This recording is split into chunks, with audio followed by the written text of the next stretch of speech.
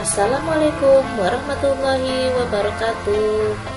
Salam sejahtera untuk kita semua. Apa kabar teman-teman mahasiswa? Selamat datang di Renis Channel. Jangan bilang tidak bisa ya jika belum mencoba. Dan kita masih belajar dari rumah. Jangan lupa tekan tombol subscribe, like, dan share untuk dapat pelajaran selanjutnya. Kali ini kita akan mempelajari tentang mata kuliah multimedia. Kita akan mempelajari pertemuan 1 dan 2 tentang formula dan macam-macam fungsi di Microsoft Excel. Pengenalan Microsoft Excel. Microsoft Excel adalah sebuah program aplikasi yang dibuat dan didistribusikan oleh Microsoft Corporation. Microsoft Excel memiliki fungsi dan bisa digunakan untuk kalkulasi serta pembuatan grafik. Microsoft Excel terdiri dari baris dan kolom. Ini disebut dengan baris, ini disebut dengan kolom. Lalu terdapat juga istilah-istilah dalam Microsoft Excel. Ini disebut dengan sel A1. Sel merupakan bagian terkecil dari worksheet yang dapat diisi dengan jumlah karakter. Maksimal karakternya adalah 255.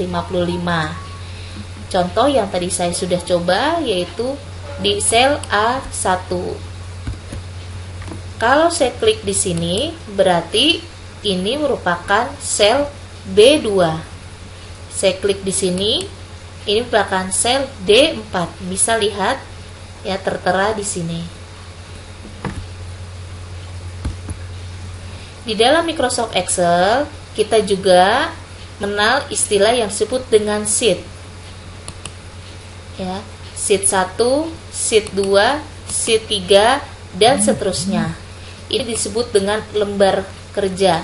Sheet 1, sheet 2, dan seterusnya. Sheet ini pun bisa kita beri nama dengan cara di double klik, lalu kita berikan nama sesuai dengan yang kita inginkan. Kumpulan dari worksheet ya, ini disebut dengan workbook. Range merupakan sekelompok sel yang akan mendapat aksi sama sesuai perintah yang dijalankan. Ini disebut dengan range. Nah, berarti range-nya itu dari A1 sampai dengan D4.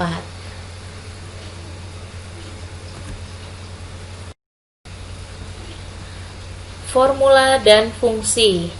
Formula adalah sebuah rumus yang digunakan untuk menghitung nilai dari sebuah sel.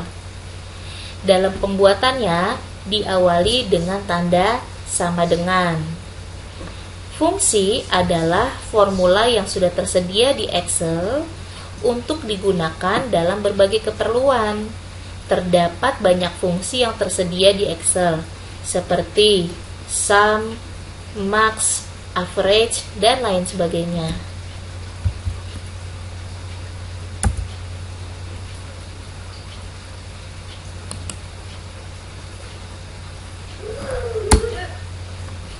Macam-macam fungsi. Fungsi teks berfungsi untuk menampilkan informasi mengenai suatu teks. Fungsi substitut untuk mengubah atau mengganti teks dan karakter tertentu menjadi teks yang lain yang diinginkan. Sifatnya case sensitif, membedakan huruf besar dan kecil.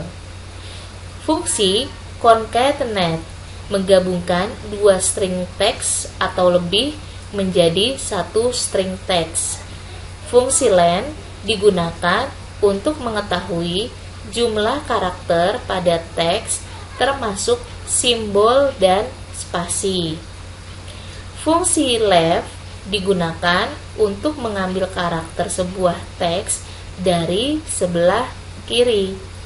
Fungsi write digunakan untuk mengambil karakter sebuah teks dari sebelah kanan. Macam-macam fungsi yang lain. Fungsi mid digunakan untuk mengambil karakter dari tengah teks. Fungsi proper digunakan untuk merubah karakter pertama kata pada teks menjadi huruf kapital. Fungsi upper akan merubah semua karakter pada teks menjadi huruf kapital. Fungsi lower akan merubah semua karakter pada teks menjadi huruf kecil. Baik, mari kita coba praktekkan fungsi-fungsi di atas. Jangan bilang tidak bisa ya, jika belum mencoba.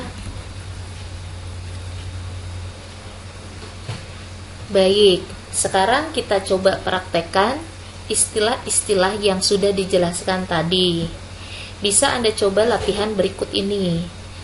Anda bisa buat ada nama fungsi, Anda bisa ketikkan left, mid, right, dan lain sebagainya. Anda ketikkan, lalu Anda bisa ketikkan lagi kata. Nah, ini adalah contoh kata yang bisa Anda buat. Dan di sini kita akan mempraktekkan hasil dari istilah-istilah yang tadi sudah kita pelajari. Nah, contoh misalkan kita akan mengambil fungsi left. Nah, sesuai dengan namanya tadi, left berarti mengambil karakter dari sebelah kiri. Nah, rumusnya seperti apa? Anda bisa taruh kursor di sini, di bawah hasil, atau di tempat yang kita inginkan untuk rumus. Anda ketikkan simbol rumus, yaitu sama dengan, atau formula. Ketikkan left, kurung buka. Nah, ini pun tertera rumusnya ya. Teks, number karakter. Teks mana yang akan kita ubah atau kita lihat hasilnya, kita ambil dari sebelah kiri. Kita klik, misal yang ini ya, sel B2 ya, koma. Nah, berapa karakter yang akan kita ambil? Contohnya misalkan 3, LED ini kita akan ambil. Berarti sebanyak 3 karakter. Kurung tutup dan enter. Nah, akan tampil hasilnya seperti ini. Oke. Untuk mid sama ya, setiap kita akan membuat rumus ya atau formula, kita letakkan simbol sama dengan, ketikkan mid, kurung buka, lalu teks mana yang akan kita ambil.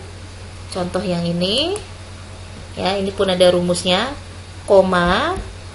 Nah, karena mid mengambil dari tengah, dimulai dari karakter keberapa?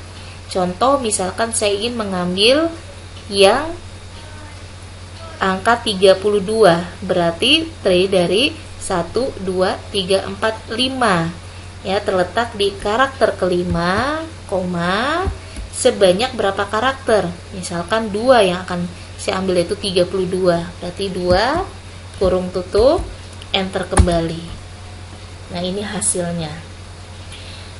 Lalu contoh lagi untuk yang right ya, sama seperti left tadi, tapi kita mengambil karakter dari sebelah kanan. Sama dengan right, kurung buka ya, teks yang ini akan kita ambil. Nah, sebelah kanan misalkan sub ini yang akan saya ambil ya, karakternya, berarti koma ya, 1, 2, 3 karakter, kurung tutup, enter. Lalu di sini lower untuk merubah karakter pada teks menjadi huruf kecil.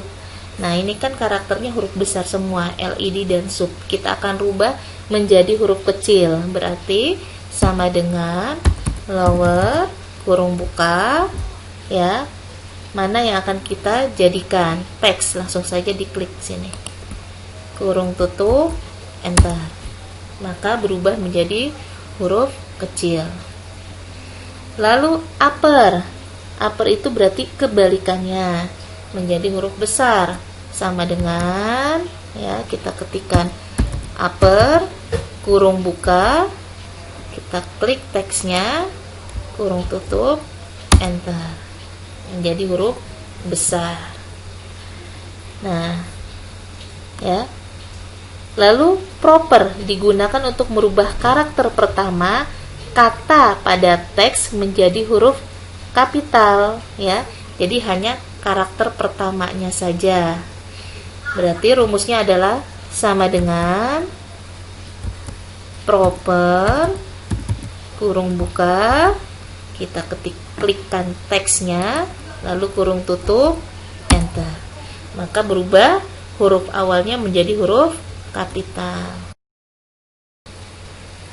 Oke, selanjutnya saya akan menjelaskan tentang fungsi matematika. Merupakan fungsi untuk menyelesaikan perhitungan yang berkaitan dengan matematika dan trigonometri. Berikut adalah fungsi-fungsi matematika. Ada fungsi sum. Fungsi sum untuk menjumlahkan nilai yang ada pada range tertentu. Fungsi sum if untuk melakukan penjumlahan data dengan satu kriteria tertentu. Fungsi sum ifs untuk melakukan penjumlahan data dengan banyak kriteria. Fungsi sum product untuk mengalihkan nilai-nilai yang ada dalam sebuah array kemudian menjumlahkannya. Array yang digunakan minimal 2, maksimal 255. Fungsi average untuk mencari nilai rata-rata dari suatu range. Fungsi max untuk mencari nilai tertinggi dari suatu range. Fungsi min untuk mencari nilai terendah dari suatu range. Oke, berikut kita coba praktekkan ya. Baik, jangan bilang tidak bisa jika belum mencoba. Oke, kita coba praktikan dari fungsi-fungsi matematika yang tadi sudah kita pelajari. Bisa Anda buat tampilan latihan soal seperti ini. Ada kode barang, ada spesifikasi, ada cabang dan jumlah jual. Silahkan Anda mempraktekkan membuat latihan soal seperti ini, ya. Anda buat kode barang, contohnya LED 32 sub, spesifikasi 32 inch, cabang Surabaya, jumlah jual 12. Ini coba Anda buat latihan soalnya. Setelah Anda buat, kita coba mempraktekkan ya sum if dan sum ifs yang tadi sudah dijelaskan, ya, bahwa sesuai dengan namanya sum if, yaitu digunakan untuk melakukan penjumlahan data dengan satu kriteria tertentu. Oke, berarti hanya satu kriteria. Contoh di sini, jumlah barang terjual di kota Jakarta. Kalau kita lihat dari cabangnya di sini Jakarta. Jakarta ada 2, ya. Nah, kita akan gunakan rumus. Berapa jumlah barang yang terjual di kota Jakarta dengan menggunakan rumus sum if. Berarti tadi rumusnya adalah sama dengan sum if kurung buka. Nah, di sini pun ada petunjuk untuk rumusnya, bisa Anda lihat. Ada range, ada kriteria, ada sum range. Range berarti di sini kita akan mengambil kriterianya itu kota Jakarta. Nah, kita ambil range. Range itu kumpulan dari sel. Berarti dari mulai sel C2 sampai dengan sel C6. Ini disebut dengan range. Koma. Nah, kriterianya tadi apa? Kota Jakarta. Karena Jakarta adalah berupa karakter, makanya kita membuat dengan menggunakan kutip Jakarta. Dan menulisnya pun atau mengetikannya harus sesuai dengan tulisan yang ada di sini. Tidak boleh huruf depannya kecil atau hurufnya kekurangan, misalkan Jakarta saja tanpa A, itu tidak bisa. Tapi harus sama, yaitu J-nya besar, Jakarta. Kutip kembali, koma. Nah, lalu sum range-nya ini mana yang akan kita jumlahkan? Yaitu di jumlah jual. Kita sorot kembali dari D2 sampai dengan D6. Oke, kurung tutup, enter. Maka benar hasilnya adalah 18 ya, sesuai dengan yang di sini. Kalau kita hitung manual sama ya, 10 tambah 8, 18, khusus untuk cabang Jakarta saja. Oke, bagaimana soal selanjutnya? Jumlah barang terjual di kota Jakarta. Tetapi untuk spesifikasi TV yang 50 inch saja ya. Berarti ini kriterianya lebih dari satu. Maka kita gunakan rumus sama dengan sum if ya, pakai S, sum if, kurung buka. Nah, kita lihat di situ. Pertama kita akan memblok sum range-nya dulu, yaitu yang mana? Yang ini ya. Berarti dari mulai D2 sampai dengan D6 ya, range-nya, koma. Lalu kriterianya apa? Ini kan Jakarta, berarti kita sorot kembali dari C2 sampai dengan C6, koma. Kriteria yang pertama apa? Yaitu Jakarta dulu ya. Jakarta berarti kutip 2, kita ketikkan Jakarta, koma. Lalu kriteria kedua terletak di range keberapa? Yaitu B2 sampai dengan B6, koma kembali. Lalu kita ketikkan lagi 50 inch ya untuk kriteria kedua. Dan ini pun penulisannya harus sama, tidak boleh hurufnya kurang atau besar. Enter. Oke, hasilnya 8. Kalau kita lihat manualnya pun sama ya. Cabang Jakarta yang 50 inch, jumlah jualnya 8. Terima kasih. Cukup sekian untuk pertemuan 1 dan 2 mata kuliah multimedia. Selamat mencoba. Sampai ketemu lagi di pelajaran selanjutnya. Assalamualaikum warahmatullahi wabarakatuh.